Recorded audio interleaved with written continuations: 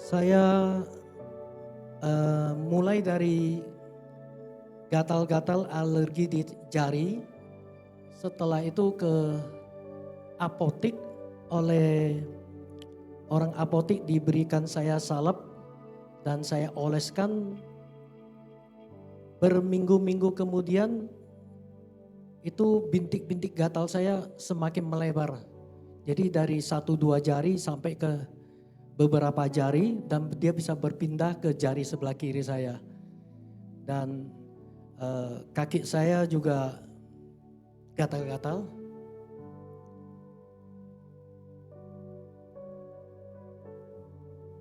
Dalam pengobatan penyembuhan ini 1,5 tahun. Jadi satu waktu yang tidak cepat, tetapi juga tidak terlalu lama untuk penyakit autoimun.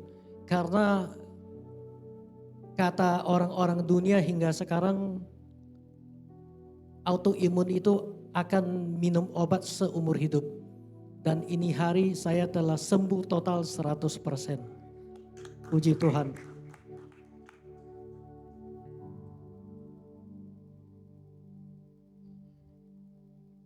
Dalam perjalanan mengobati autoimun saya,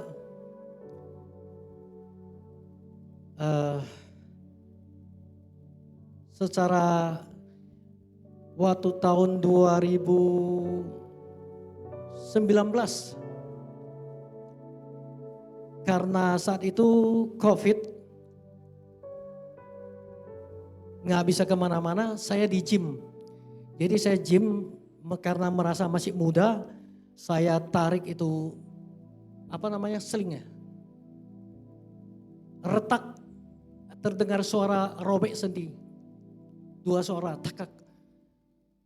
Jadi ternyata Tuhan ingin melalui robek sendi baru saya bisa menemukan cara untuk menyembuhkan autoimun ini. Mazmur 41 ayat 4, Tuhan membantu dia di ranjangnya waktu sakit. Di tempat tidurnya kau pulihkannya sama sekali dari sakitnya. Ayat ini sangat dahsyat karena dari ilmu kedokteran, tubuh akan memperbaiki dirinya dan menyembuhkan dirinya jika istirahat dengan cukup. Mazmur 90 ayat 10, masa hidup kami 70 tahun dan jika kami kuat 80 tahun dan kebanggaannya adalah kesukaran dan penderitaan. Sebab berlalunya buru-buru dan kami melayang lenyap. Akan tetapi Musa hidup selama 120 tahun. Dalam ilmu kedokteran, sel-sel dalam tubuh manusia akan bereproduksi selama 2 hingga 2,5 tahun sekali. Sebuah proses yang disebut pembelahan sel atau mitosis. Para ahli percaya bahwa sel manusia yang sehat dapat bereplikasi atau membelah hingga 60 kali sebelum sel-sel tersebut mati. Tubuh akan terus-menerus memproduksi sel-sel baru untuk menggantikan sel-sel yang rusak dan yang sekarat. Artinya manusia bisa hidup 120 tahun bagi yang sel-selnya sehat, bukan yang cedera. Dan agar sel-sel yang cedera atau tua bisa dibersihkan dari tubuh, mesti berpuasa. Karena autophagy bisa membuat sel-sel baru memakan sel-sel yang sudah tua maupun sel-sel yang sudah cedera. Sel-sel yang cedera itu sebagian besar merupakan sel kanker. Next one.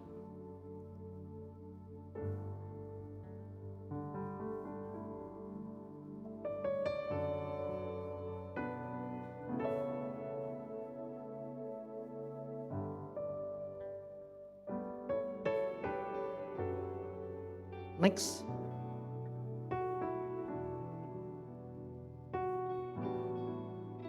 Ini 2 minggu sebelumnya di tahun 2017 ini saya bengkak. Bengkak itu bukan bengkak biasa, terasa seperti tulang saya ada menongol keluar, bukan kecil tetapi agak besar. Jadi terasa nggak enak dan agak dikit sakit. Itu jam 9.55 pagi hari dan setelah berdoa 2 jam 3 jam kemudian pulih. Puji Tuhan. Jadi ini mujizat dari Tuhan. Ternyata belum selesai sampai di sana. Next. Dimulai dari alergi gatal-gatal di tangan, bintik-bintik kecil dan saya oles salep. Next. Selain kedua tangan juga timbul bintik gatal-gatal di kaki, kemudian berobat ke dokter kulit. Nah, karena dokter kulit adalah teman saya percaya pada dia dan dia mengobati saya. Bukannya malah menyembuhkan, malah semakin parah. Terakhir saya baru tahu kalau dokter kulit itu terbagi 2. Satu dokter kecantikan, satu benar-benar dokter kulit. Jadi teman saya itu dokter kulit kecantikan. Puji Tuhan. Next. Jadi saat gatalnya, menikmati gatalnya ini kurang jelas ya. Bintik-bintik berair di kiri kanan tangan saya. Jadi saya menikmatinya gatal tersebut. Next. Nah, dan oleh karena mau berangkat ke Taiwan, saya disuntik entah obat apa oleh teman dokter kulit. Setelah disuntik pada malam harinya, muka terasa sangat panas dan dikasih tahu rendam air es sehingga muka saya melepuh di hari Selasa malam. Jadi hari Selasa malam harinya disuntik dan melepuh. Melepuh itu dia keluar butiran-butiran berair ya. Setelah 3 hari sibuk cari dokter spesialis alergi dan jam prakteknya tidak nemu. Jadi 3 hari saya cari dokter profesor alergi autoimun di Lebak Bulus. Sekarang dokter profesor tersebut sudah meninggal dunia. Saat itu dia udah hampir 80 tahun. Akhirnya di hari Jumat jam 8 pagi ke rumah sakit dan tunggu dokter profesor sampai dengan jam 5 sore. Dan setelah negosiasi saya check out di tengah malam jam 00.05 karena saya mau klaim asuransi. Mengapa saya buru-buru? Karena saya sudah dapat undangan mewakili Indonesia membawa 5 ABG, ya, anak muda berangkat ke Taiwan untuk lomba nyanyi. Next. Ya, jadi saya berkata pada profesor tersebut, Prof, ini malam saya mau check out. Dia ketawa. Kamu keluar rumah sakit aja saya tidak mengizinkan. Bagaimana kamu bisa keluar negeri? Nah, jadi dengan muka yang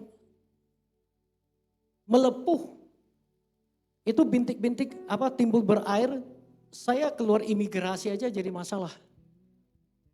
Jadi di dalam 5 peserta ini yang saya bawa, 2 Kristen, 1 Katolik, 2 lagi Buddha. Terus kata istri saya, Ibu Minarni, esok harinya mari kita berdoa. Doanya itu lucu, tutup mata orang imigrasi. Sesederhana demikian.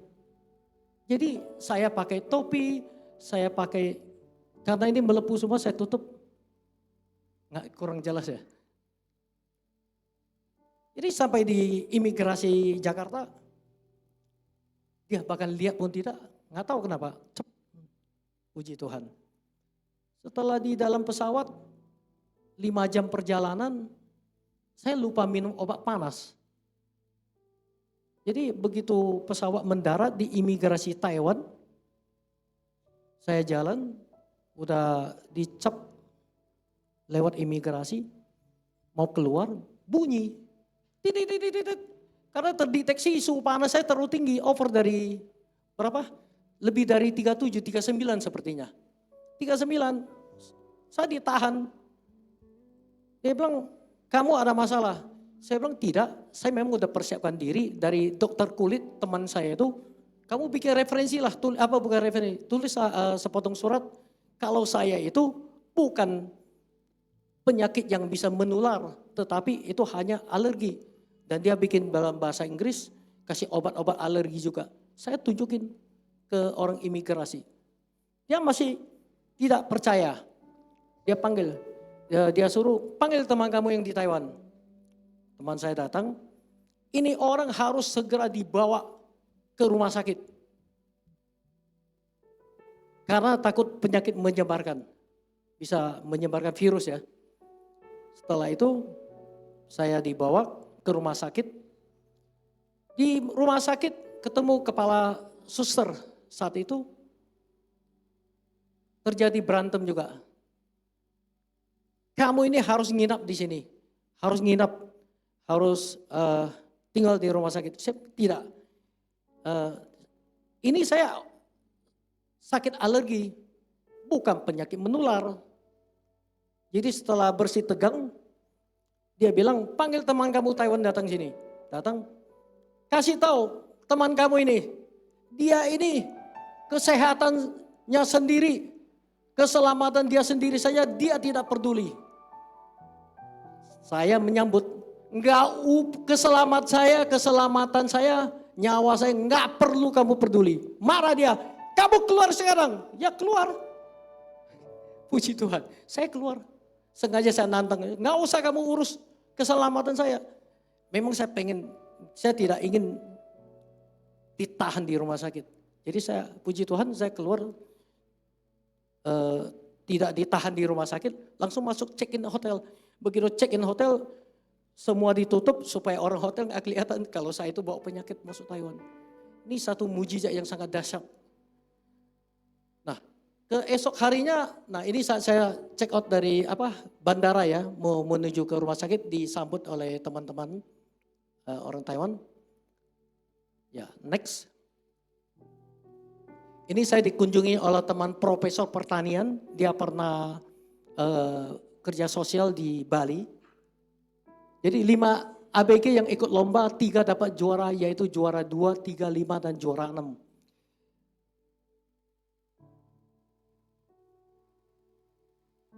Lima itu salah satunya adalah Huang Jiamei yang sekarang lagi ngetop.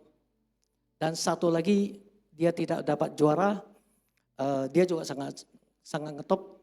Kalau nggak salah JC Huang atau siapa namanya, lupa saya. Ya. Next, ini ada, sorry tadi. Nah, ini masuk iklan, ya. Next. Jadi saya minum obat steroid. Steroid itu adalah obat racun. Dari 2 kali 200 mg per hari hingga terakhir 2 kali 25 mg selama hampir 1,5 tahun. Ini saya divonis autoimun vaskulitis. Next. Hasil cek darah divonis autoimun vaskulitis. Tulisannya kurang jelas ya. Oke. Next.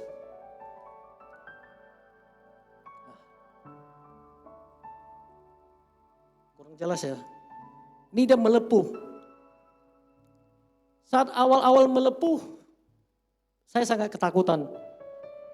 Ke dokter rumah sakit Lebak Bulus. Sudah macet. Tunggu berjam-jam karena pasien si profesor sangat banyak. Terus dapat giliran saya digunting. Digunting 1 juta, biaya operasi kecil 1 juta. Terus belum lagi biaya dokter 750.000. Habis 5-6 jam. Next. Setelah gunting, mungkin seminggu, 10 hari, 2 minggu saya udah lupa. Timbul lagi. Saya gunting sendiri. Biar bisa irit 1.750.000. Ya. Pertama kali tangan melepuh ke rumah sakit digunting kulit yang melepuh. Biaya 1 juta. Belum lagi biaya konsultasi dokter. Kedua kali timbul lagi saya gunting sendiri. Next. Terus itu belum selesai. Masih tahap pengobatan. Lidah saya itu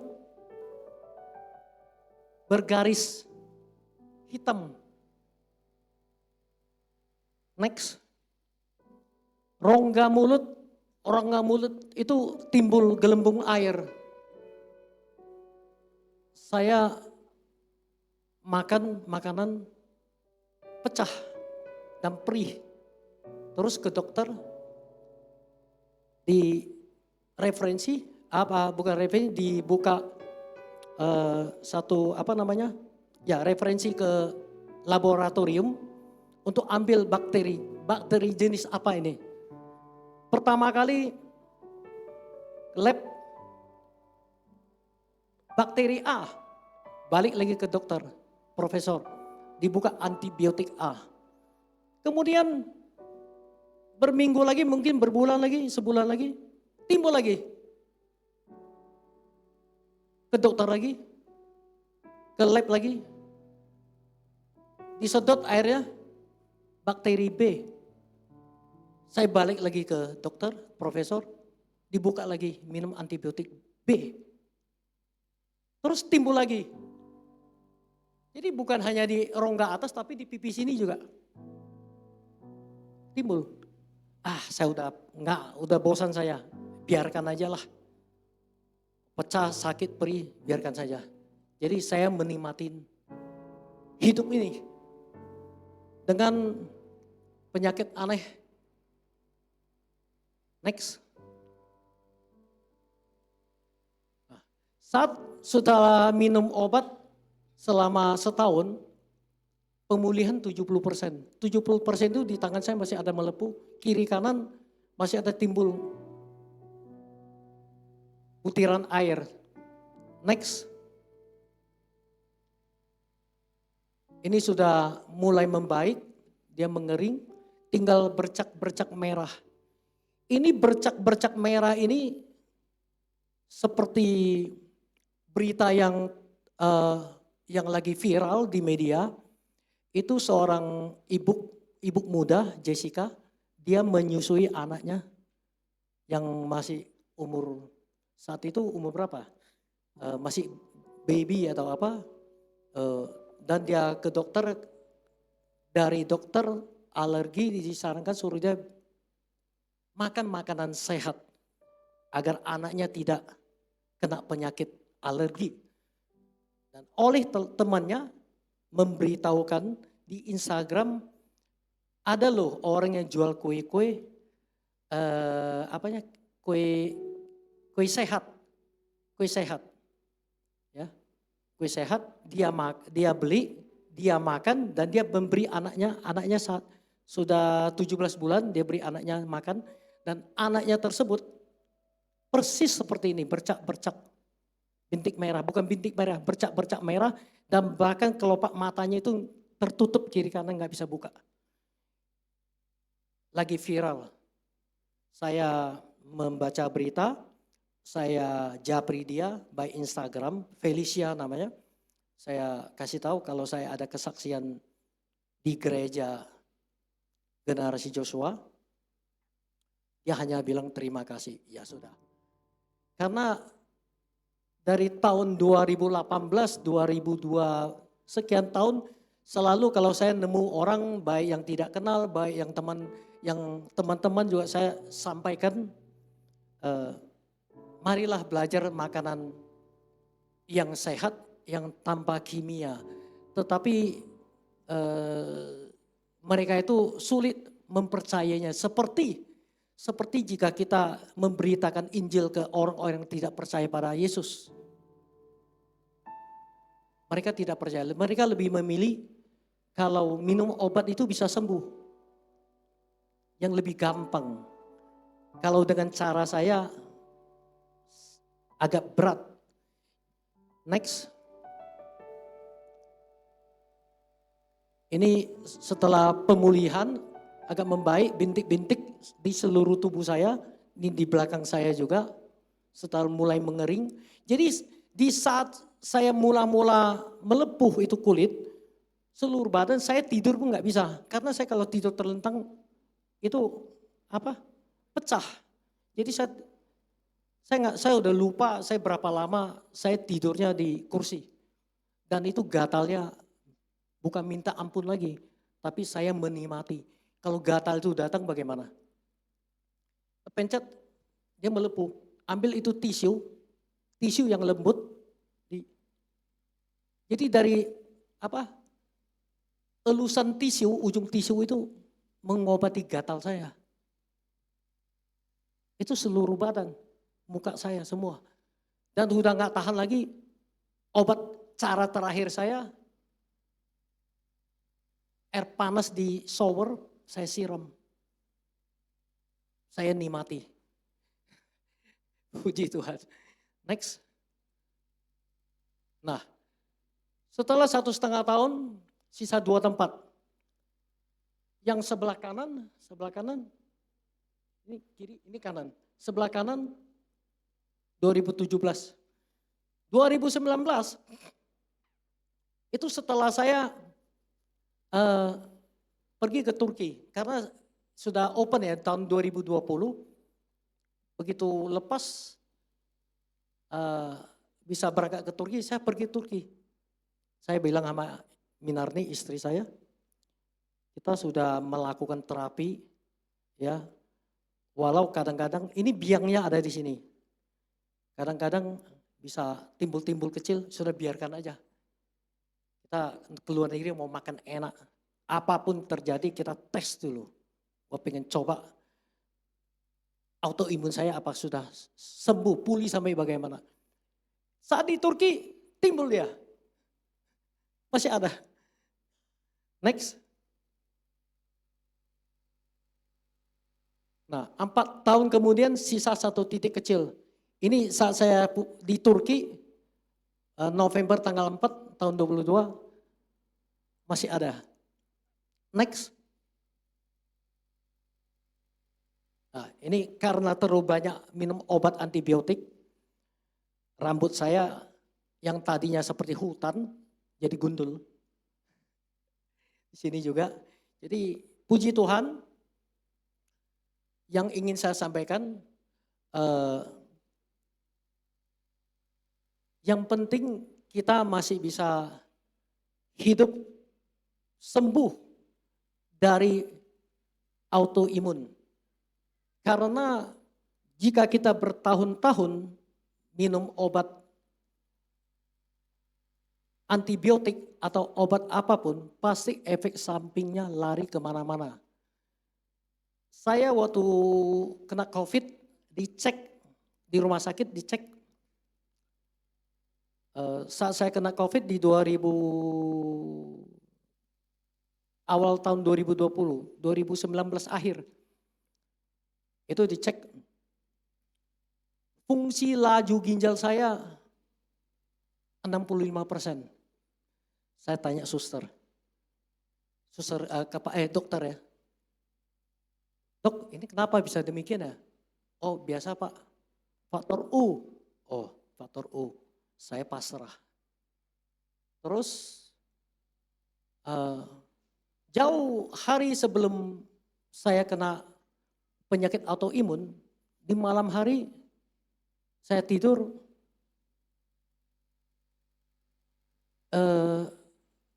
detak jantung saya tidak stabil.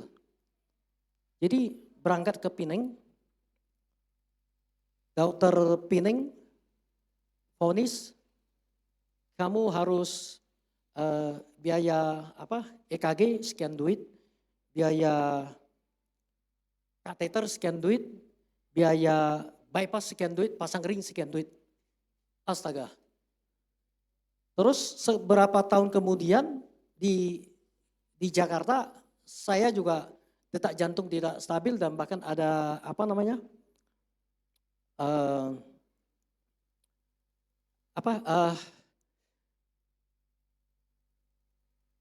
bahasanya jadi muter ya.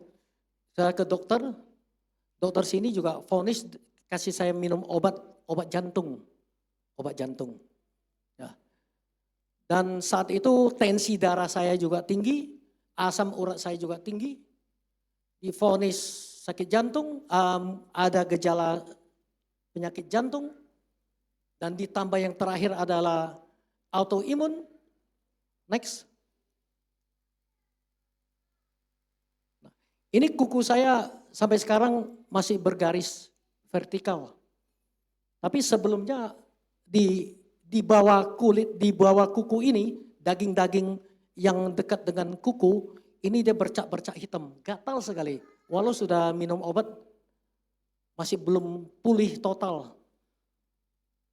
Next. Trigliserid saya tinggi, karena saya suka makan mie, roti. Fungsi laju ginjal. Nah, setelah saya melakukan puasa, trigliserid saya di 177 di September 22 turun jadi 87. Jadi trigliserid disebabkan oleh terigu, roti dan mie, karbohidrat, serat tinggi ya. Next.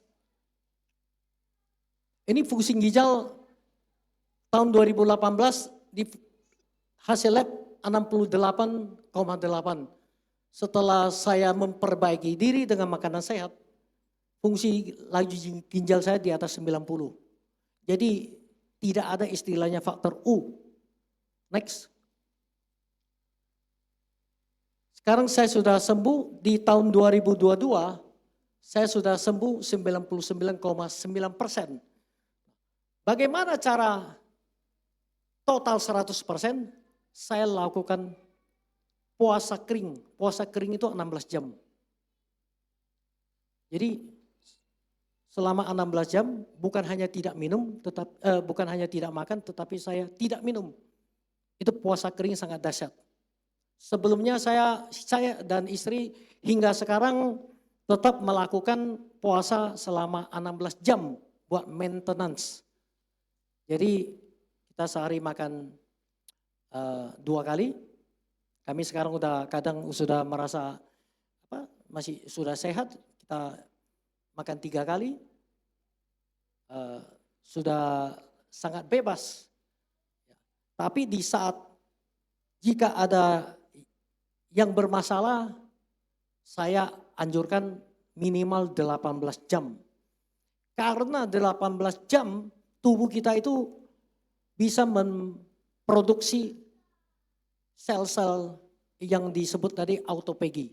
Itulah yang akan membersihkan sel-sel yang sudah cedera.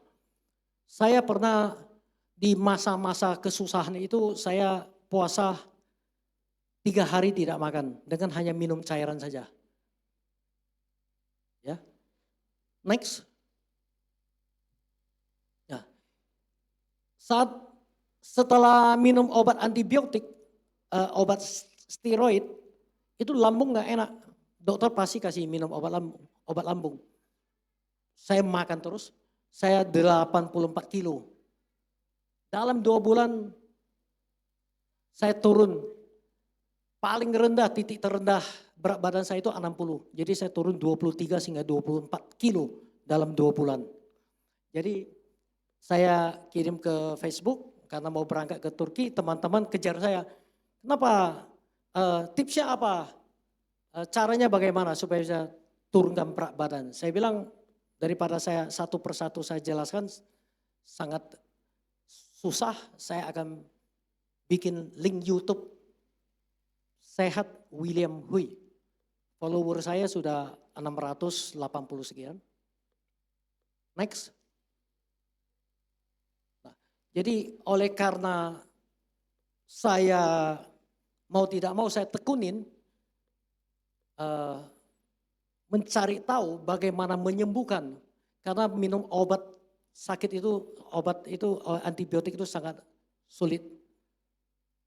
Next. Ya, saya tidak bisa makan kue, jadi saya bikin sendiri. Puji Tuhan. Ini gluten free. Next.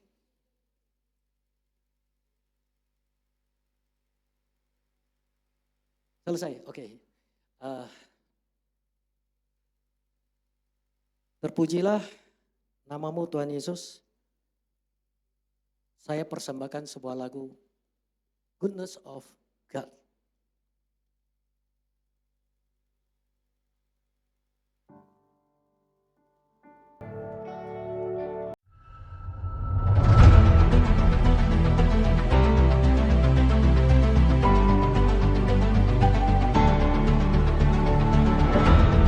Dalam nama Yesus,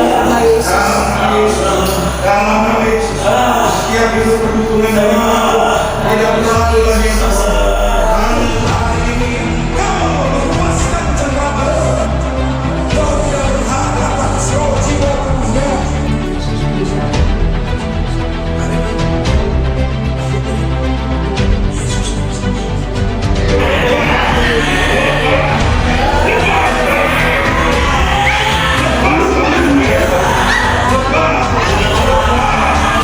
Pada saat dia dibaptis, setelah dibaptis dia tidak intim dengan Tuhan, maka dengar baik, pada saat iblis coba menghancurkan dia, maka habislah dia.